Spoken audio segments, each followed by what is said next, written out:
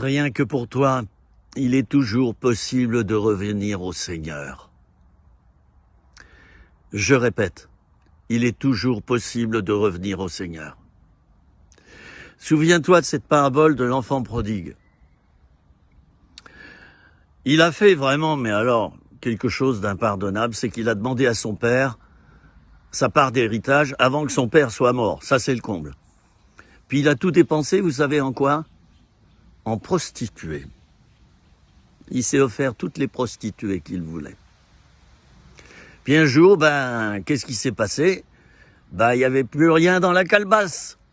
Plus d'argent, plus rien. Il s'est mis au service d'un paysan, là, d'un cultivateur de l'endroit, à garder les pourceaux, ce qui était pour les Juifs quelque chose de bas.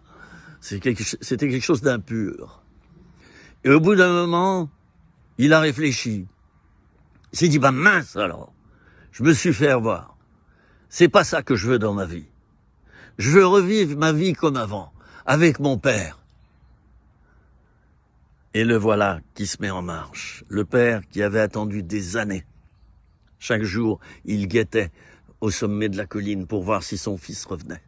Parce qu'il l'aimait toujours. Dieu t'aime toujours. C'est pas parce que t'as foutu le camp, et que t'as fait plein de mauvais trucs partout, là, que Dieu ne t'aime plus. Il t'aime toujours. Le père était là tous les jours, il guettait, voyons, est-ce qu'il va revenir, est-ce qu'il est là? Et voilà qu'un jour, le fils revient, il se met à genoux, il se projette à terre, il jette à terre, il pleure, il dit, mon père, pardonne-moi, pardonne-moi. Prends-moi comme l'un de tes serviteurs. J'ai fait ce qui est mal à tes yeux. C'était sincère. Le père l'a relevé et lui a dit, viens mon fils. Ça, c'est toi. Et puis, le père lui a mis un anneau au doigt. Il a dit à ses serviteurs, mettez-lui la plus belle robe. Il a fait tuer le veau gras. Il lui a mis des sandales aux pieds. Ça, c'était les nobles qui portaient des sandales à l'époque. Il est toujours possible pour toi de revenir à Dieu. Ce qui compte, c'est ta repentance, la repentance du cœur. Tu reconnais 100% que tu t'es planté. Et tu répares ce qui doit être réparé.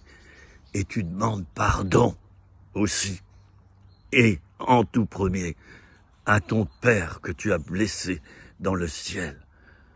Tu lui as fait tellement mal. Dieu va te relever, va te réhabiliter. Et tu verras, ta vie sera pleine de bonheur.